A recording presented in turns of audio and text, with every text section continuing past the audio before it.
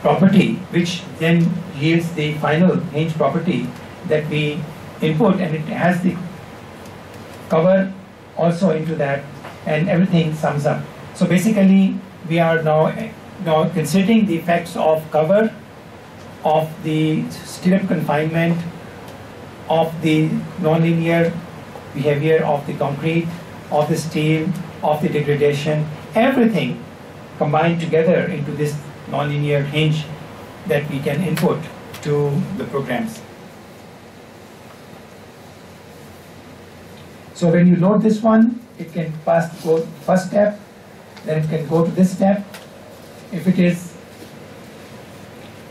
disintegrate, it will just go from here. So if something you load in compression and it reaches its capacity for crushing, it will simply come to this point.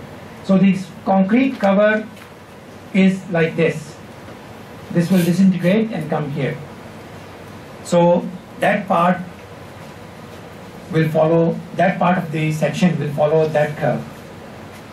The part which is confined will go up and then follow this path. So you get additional capacity and ductility from the confined portion.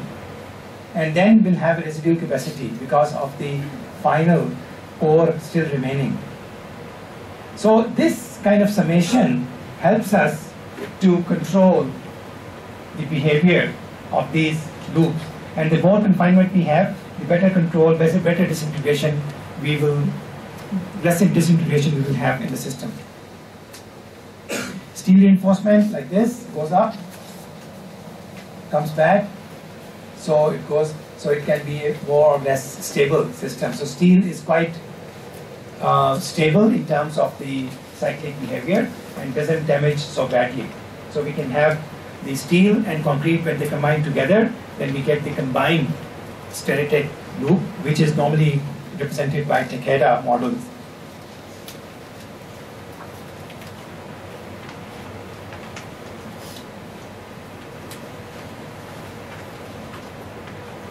So this is combined, it will be something like this.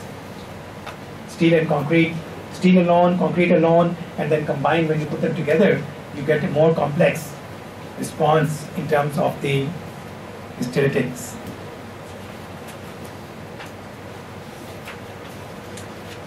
Another concept is the problem or a question that has often been asked or debated is that how much portion of the beam should be considered, or a column or a wall should be considered for that lumped plasticity. What is the hinge length? Because we can determine the moment curvature curve from the material properties, but what we have to input into the program is the hinge curve, not moment curvature curve. We have to input the moment rotation curve, because that is the member property. The moment curvature curve is a cross-section property. So we must assume that a certain length of column or beam is yielded to get the total rotation, because rotation is a summation of the curvature of all of the sections in that length.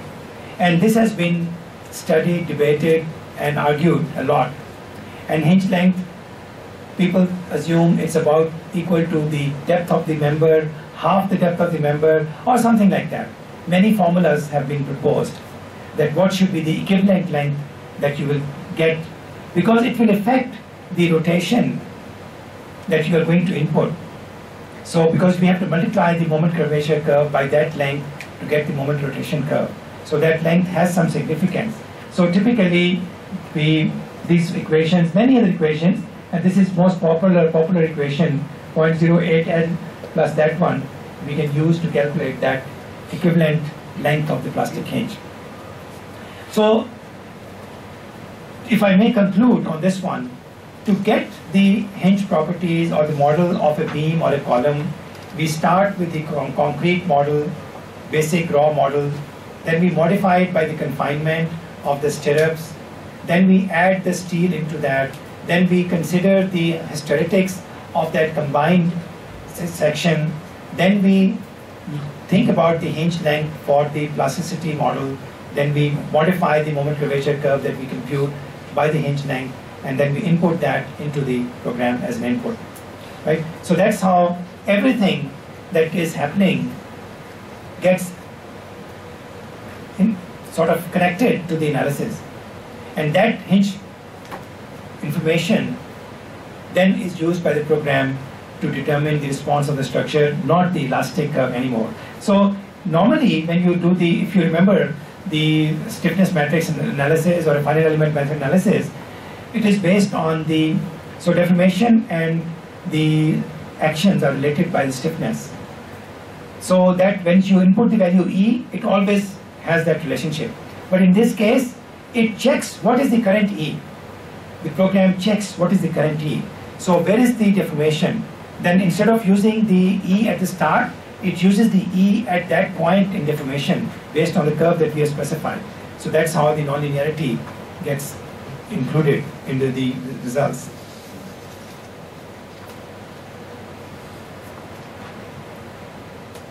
So theoretically speaking, these things, concrete steel layer, cover layer and core layer, they are combined together to form one single model of the cross section, and that is the one that we use for analysis. Some more explanation about the zero length fiber models and so on. Many different models are used. This is not the only one.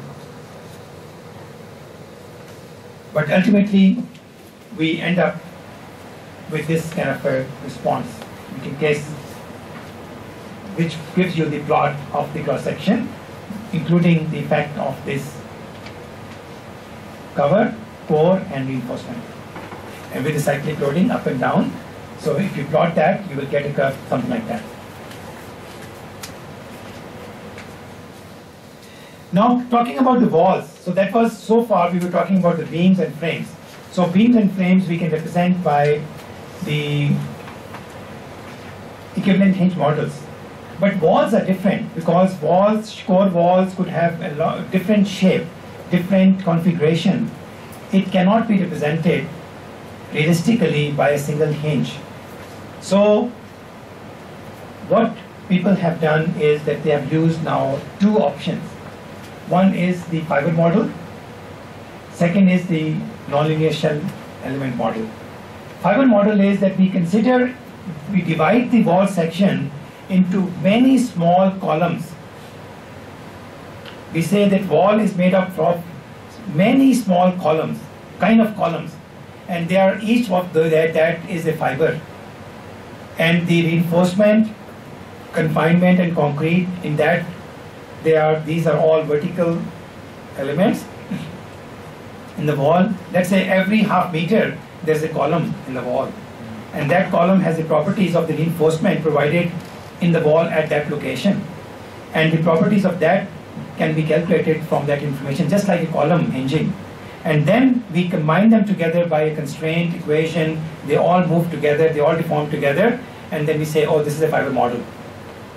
So we basically vertically divide the wall into adjacent columns and connect them by kind of a constraint that they deform together in plane section, remain plane way. So that fiber model is one option for the modeling of walls. Perform 3D uses that option. Some other programs also use that option. It's easy to use, it's easy to conceive. It assumes that there is no shear failure, and shear is prevented by elastic action, and it assumes that the wall is deforming, all these walls are columns are deforming together in bending. However, second option is the nonlinear shell element. In that first fiber model, the entire height of the wall must have the same reinforcement. However, if we have openings in between in the wall, we cannot handle it realistically.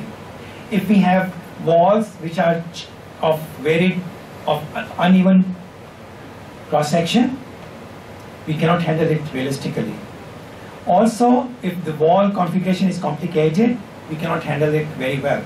So we can then use nonlinear shell element That means basically we model the wall just like shell element as we do normally, but instead of using a linear shell element, we use a multi-layered shell element. In the afternoon, maybe they will show you exactly how it is done.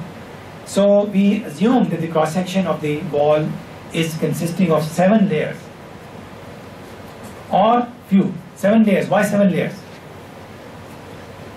We have the concrete, we have reinforcement, vertical reinforcement, we have the core, we have layers of reinforcement. So 4 layers of reinforcement and 3 layers of concrete. We consider them all together as 7 layers. And for each layer in the section, we can assign different properties. Each layer can either be linear or non-linear. So that means we can decide that the vertical reinforcement is going to be non-linear, and we can put different reinforcement at different locations. Inside is concrete is confined, cover is not confined, so we can do a more realistic model of the wall using this. And one of the biggest advantages is that the same model can be used for linear analysis also, because it is the same shell element model. Nonlinear is used for nonlinear properties are used for nonlinear analysis, and the remaining shell element can be used for the linear analysis. So it's more complete, and it provides better connectivity with the other members because geometrically complete. So this element or shell element, nonlinear shell element, provides a greater sort of flexibility in modeling of walls. Let me finish in 5 minutes. We are a little bit behind. Last one item is masonry walls.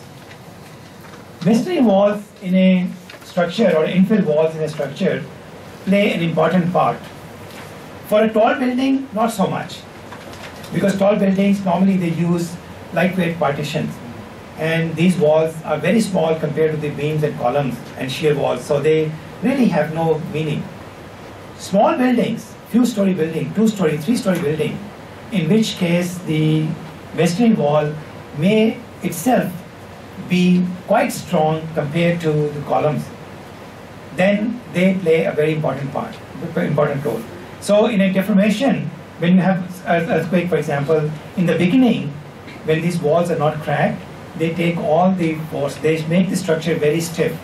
So the structure attracts a lot of force because of its stiffness. But these walls then break down. And then they break down, then the force suddenly shifts from the structure, from the walls to the columns or the frame. And then there's a reduction in demand also because of this failure. So, but to be able to model that into the structure is very important.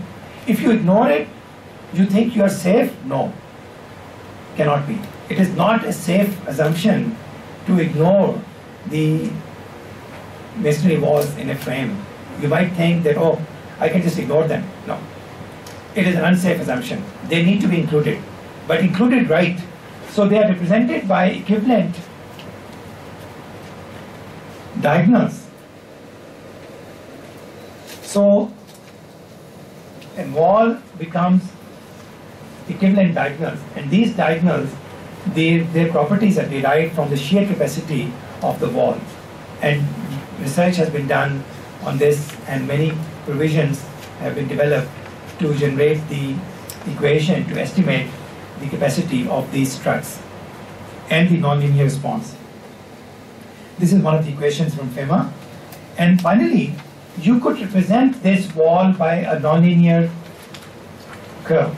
That means first elastic, then suddenly plastic, then fail down.